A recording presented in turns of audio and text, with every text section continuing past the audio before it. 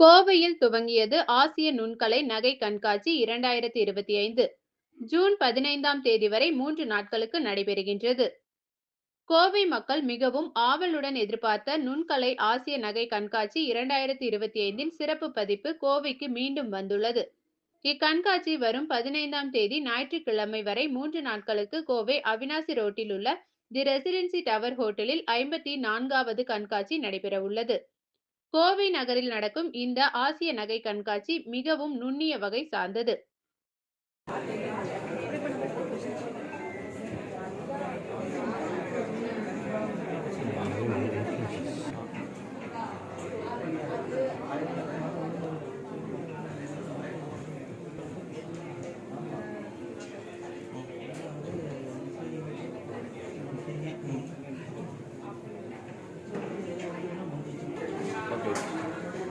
అన్నీ ఉంటారా అన్నీ ఉంటారా